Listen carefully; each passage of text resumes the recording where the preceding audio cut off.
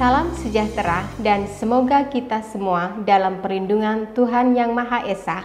Perkenalkan, saya Martika Dinisya Putri SHMH yang merupakan dosen tetap pada program studi Ilmu Hukum Fakultas Hukum Universitas Katolik Dharma Cendika, Surabaya. Saat ini saya sedang mengikuti proses sertifikasi dosen yang diselenggarakan oleh Kemendikbudristek Dikti. Saya akan melakukan penyusunan dokumen pernyataan diri dosen dalam unjuk kerja Tridharma Perguruan Tinggi atau PDD UKT-PT. Pada kesempatan ini, saya akan memaparkan salah satu mata kuliah yang saya ampu, yaitu Hukum Lingkungan.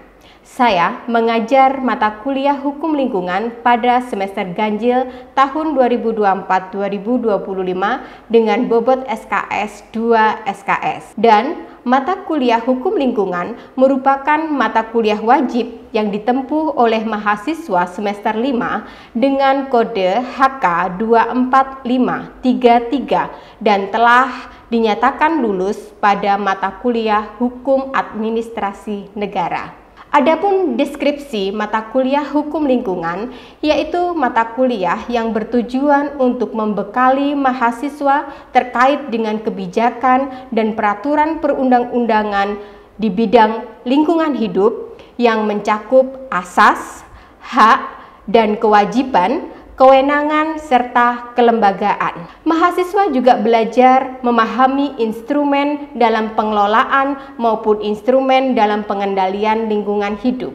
Perkuliahan Hukum Lingkungan diselenggarakan dengan metode blended learning, yaitu memadukan antara pembelajaran tatap muka secara langsung dan daring yang menggunakan e-learning resmi dari UKDC, yaitu platform EdLink. Dalam platform tersebut, mahasiswa dapat mengakses materi perkuliahan, mengunduh RPS, serta mengunggah tugas secara online. Kegiatan pembelajaran dilaksanakan selama 16 minggu dengan kombinasi antara teori serta penugasan yang telah tercantum di dalam rencana pembelajaran semester.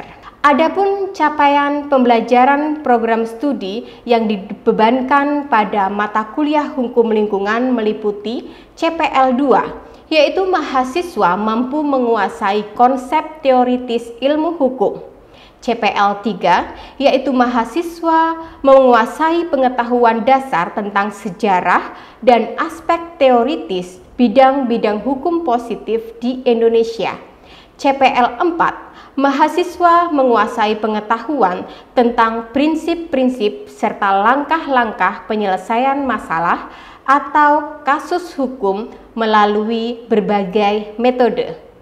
Sedangkan capaian pembelajaran mata kuliah pada Hukum Lingkungan yang diharapkan antara lain, mahasiswa mampu memahami dan menjelaskan dasar serta pembidangan hukum lingkungan. Mahasiswa mampu menjelaskan perkembangan hukum lingkungan baik secara global maupun nasional. Mahasiswa mampu menjelaskan prinsip-prinsip hukum lingkungan. Mahasiswa mampu menjelaskan permasalahan dan penyebab permasalahan lingkungan. Mahasiswa mampu menjelaskan konsep CSR dalam lingkungan, serta mahasiswa mampu menjelaskan penyelesaian sengketa lingkungan hidup. Metode pembelajaran dalam mata kuliah Hukum Lingkungan merupakan metode yang berfokus pada outcome based education yang dilakukan melalui ceramah interaktif, di mana ceramah interaktif untuk menciptakan proses pembelajaran yang lebih aktif dan partisipatif. Melalui ceramah interaktif juga mendorong mahasiswa berpikir kritis mengenai materi yang disampaikan melalui pertanyaan maupun penyampaian pendapat saat di kelas. Diskusi yang mendukung mahasiswa dalam memiliki keterampilan dalam berargumentasi secara sistematis, serta penugasan dalam bentuk proyek.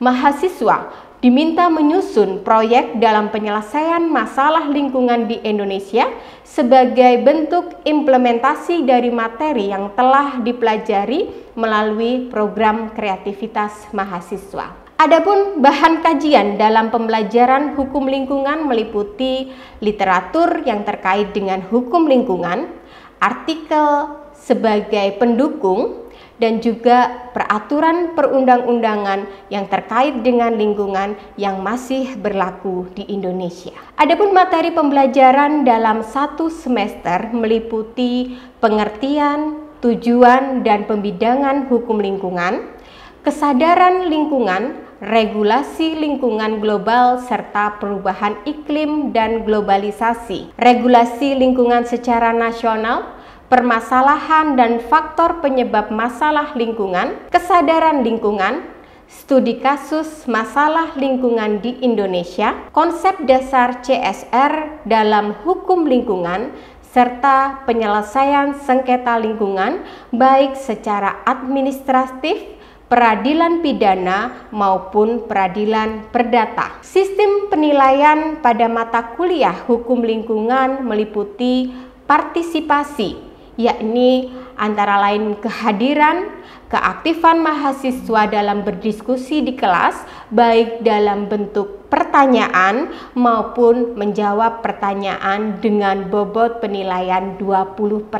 Untuk tes tertulis dilakukan melalui ujian tengah semester dan juga ujian akhir semester dengan bobot penilaian 50%, serta unjuk kerja yang dilakukan melalui presentasi dari hasil penugasan dengan bobot penilaian 30%. Penugasan mahasiswa diberikan tugas baik secara individu maupun kelompok, sedangkan project based evaluation dilakukan dengan memberi tugas kepada mahasiswa untuk menyusun proposal dengan topik permasalahan lingkungan yang terjadi di Indonesia yang dilakukan melalui proposal PKM RSH. Penugasan tersebut dirasa sangat efektif untuk mahasiswa memiliki sikap kritis terhadap masalah lingkungan yang terjadi. Adapun indikator dalam penilaian meliputi ketepatan dalam menjelaskan konsep, ketepatan dalam memberikan solusi terhadap permasalahan yang terjadi,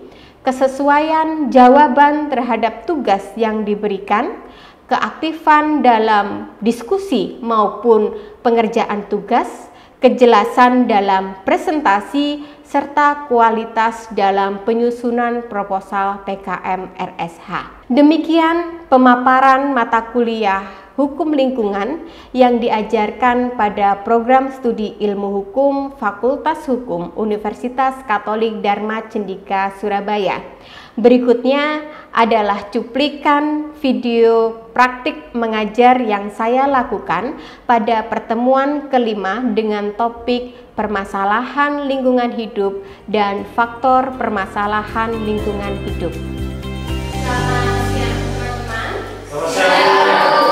Oke, terima kasih. Hari ini kita akan mulai perkuliahan kembali setelah minggu lalu kita telah mempelajari mengenai prinsip-prinsip di dalam hukum lingkungan. Mengingatkan kembali bahwa seperti yang kita ketahui sebelumnya, dalam prinsip-prinsip hukum lingkungan, setidaknya masyarakat itu harus memiliki keadilan. Seluruh masyarakat mempunyai hak untuk memperoleh lingkungan hidup yang baik dan sehat, gitu ya, sesuai dengan apa yang sudah tertuang di dalam konstitusi. Selain itu, yang kita pelajari pertemuan yang lalu adalah terkait dengan prinsip pencemar membayar. Artinya ada pertanggungjawaban bagi seseorang maupun badan hukum apabila melakukan pencemaran lingkungan, maka akan bertanggung jawab terhadap apa yang dilakukannya. Nah, hari ini kita akan melanjutkan pertemuan berikutnya terkait dengan hukum lingkungan dengan topik permasalahan lingkungan hidup. Seperti yang kita ketahui bahwa permasalahan lingkungan hidup tidak akan terlepas jauh dari sekitar kita.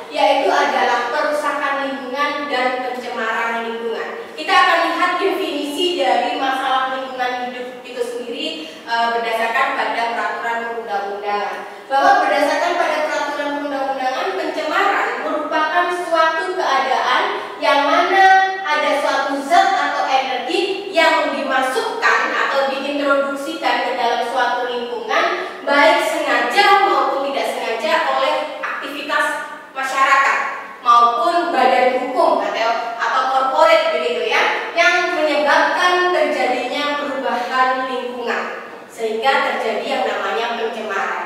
Adanya aktivitas masyarakat atau badan usaha dengan polusi udara yang dilakukan itu juga merupakan suatu masalah lingkungan. Kita akan melihat kembali terkait dengan definisi dari pencemaran dan juga kerusakan, karena antara keduanya ini menjadi hal yang berbeda antara kerusakan dan juga pencemaran. Pencemaran lingkungan hidup berdasarkan pada Undang-Undang Lingkungan Hidup merupakan masuk atau dimasukkannya makhluk hidup, zat energi ke dalam lingkungan hidup melalui kegiatan masyarakat gitu ya, baik disengaja maupun tidak disengaja, sehingga menjadikan baku mutu lingkungan hidup menjadi terlampaui. Artinya bahwa lingkungan hidup itu pada dasarnya memiliki baku mutu yang sudah diterapkan.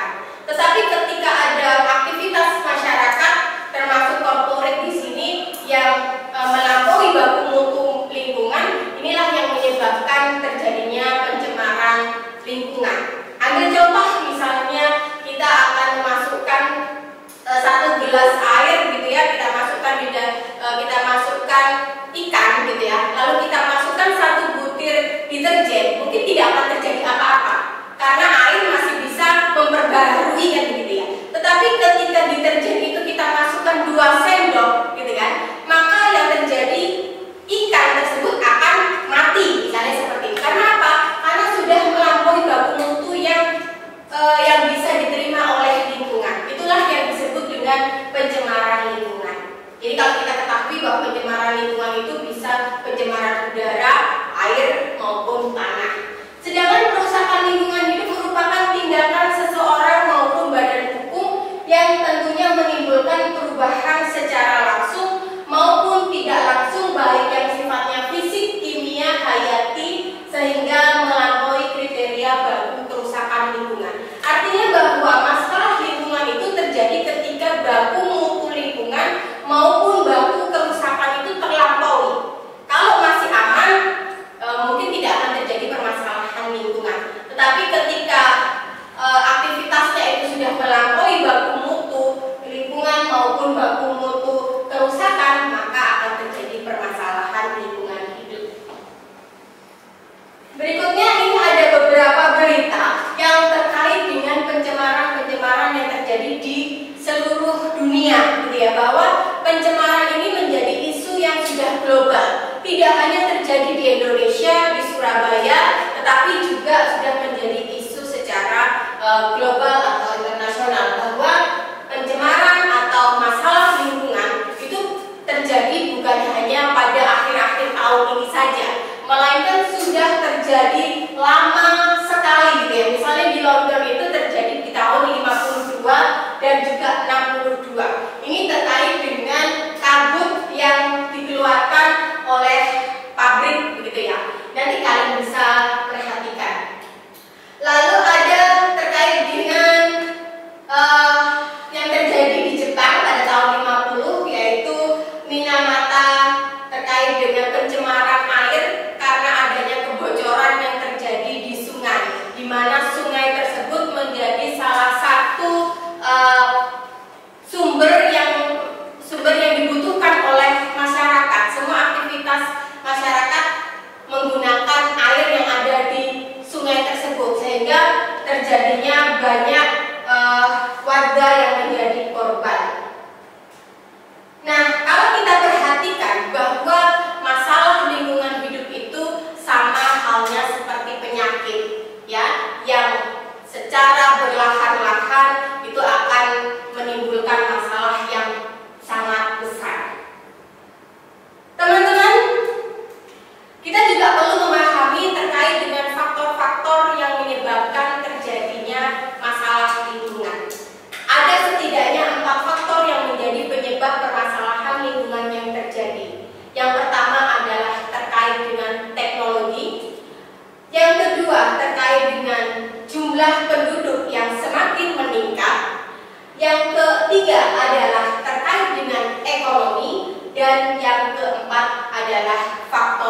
politik. Jadi keempat faktor inilah yang menjadi penyebab suatu permasalahan lingkungan.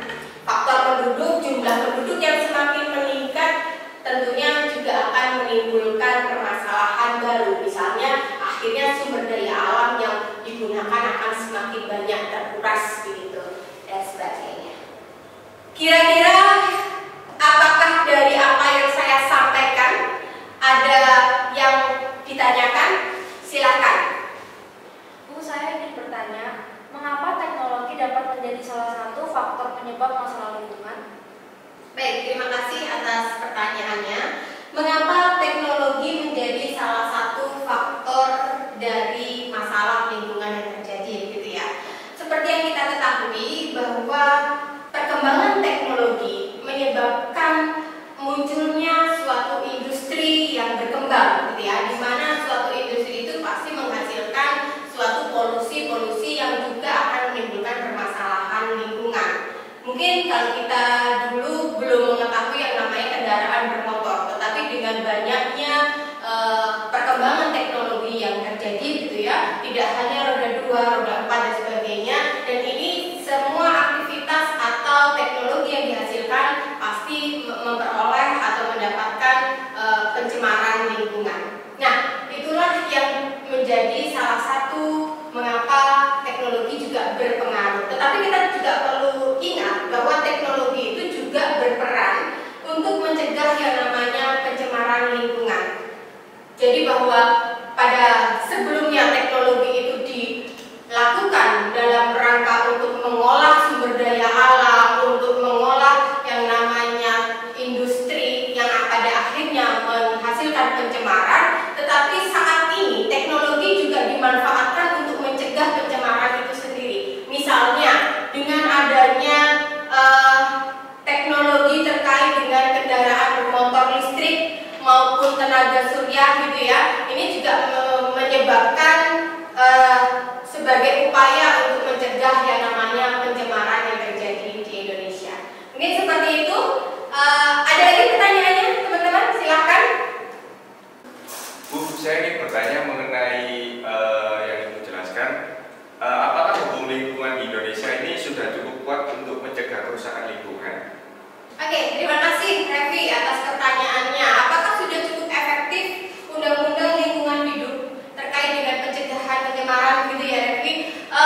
Saat ini memang pencegahan pencemaran, kalau kita mengacu pada peraturan perundang-undangan terkait dengan Undang-Undang Pengelolaan dan Perlindungan Lingkungan Hidup, tentunya cukup efektif. Tetapi tentunya keefektifan ini perlu adanya sinergitas antara masyarakat dengan pemerintah. Pemerintah sebagai pembuat kebijakan akan membuat desain kebijakan sedemikian rupa untuk mencegah adanya pencemaran lingkungan. Tetapi juga diperlukan tanggung jawab masyarakat untuk bisa mentaati peraturan atau aturan hukum yang telah ditetapkan oleh pemerintah. Jadi kalau menurut saya efektif atau tidaknya, tentunya kalau melihat dengan masalah lingkungan yang terjadi saat ini masih belum cukup efektif, karena dilihat bahwa masih banyak masalah lingkungan yang terjadi. Nah, teman-teman, terkait dengan masalah lingkungan yang terjadi, saya ingin bertanya kepada kalian, kira-kira di sekeliling kalian, di sekeliling lingkungan kalian, apakah kalian pernah melihat yang namanya permasalahan lingkungan hidup? Baik Bu, ingin menjawab terkait permasalahan yang saya temui di sekitar saya. Ada satu daerah di Sulawesi Selatan itu, mereka itu hidup di sekitaran sungai, itu sebagai mereka punya mata pencarian. Tetapi ada pembangunan tambang nikel di dekat pemukiman itu. Diduga bahwa pencemaran yang terjadi di sungai yang mereka sebagai tempat hidup itu tercemar karena aktivitas penambangan. Saya kira itu adalah dampak buruk dari pengelolaan tambang yang hanya untuk mengejar keuntungan saja, tanpa memperhatikan lingkungan sekitar. Itu menurut saya. Baik Bu, izin menanggapi terkait soal contoh nyata yang di dekat lingkungan sekitar tempat tinggal saya itu ada satu pabrik, dia itu sukanya membuang limbahnya ke aliran sungai, yang dimana di aliran sungai itu banyak tempat tinggal warga-warga di sekitarnya. Lalu nggak cuma itu doang, limbah dari yang dibuang di sungai ini tuh menimbulkan bau. Otomatis kan juga bahaya untuk kesehatan anak-anak kecil atau mungkin usia-usia lansia seperti itu. Baik Bu, izin menanggapi juga di tempat saya itu juga ada. Jadi waktu itu sebenarnya nggak di yang tempat saya tinggal, tapi saat saya berkendara, waktu itu tujuan saya ke salah satu luar kota, itu di pinggiran tol itu terdapat pemukiman dan ada salah satu seperti pabrik gitu. Dia berbangunan seperti ada corongnya besar, terus mengeluarkan asap hitam yang sangat banyak sekali gitu sih. Baik, dari apa yang kalian sampaikan menunjukkan bahwa permasalahan lingkungan yang terjadi di sekitar kita cukup banyak gitu ya. Nah, sehingga kita sebagai mahasiswa bisa berkontribusi untuk memberikan namanya masukan bagi pemerintah gitu ya, baiknya seperti apa untuk menangani permasalahan lingkungan. Oleh karena itu nanti kalian akan saya minta untuk tugas kelompok untuk membuat suatu proposal PKM RSH mengenai permasalahan lingkungan yang terjadi. Silakan minggu depan kita akan bertemu kembali dan tiap-tiap kelompok bisa mempresentasikan topik masalah lingkungan yang akan dijadikan sebagai proposal PKM RSH. Kira-kira teman-teman begitulah perkuliahan kita pada siang hari ini terkait dengan permasalahan lingkungan. Semoga apa yang saya sampaikan memberi manfaat dan penambahan pengetahuan bagi kalian dan juga bagi saya. Demikian perkuliahannya, dan saya mengingatkan materi perkuliahan telah saya unggah di dalam adlink yang bisa kalian unduh. Demikian, terima kasih dan selamat siang. Bapak Ibu, demikian pernyataan diri saya dalam bidang pengajaran sebagai dosen. Semoga apa yang telah saya sampaikan bermanfaat serta memberikan gambaran nyata dalam pelaksanaan tugas mengajar saya. Terima kasih atas perhatian Bapak Ibu.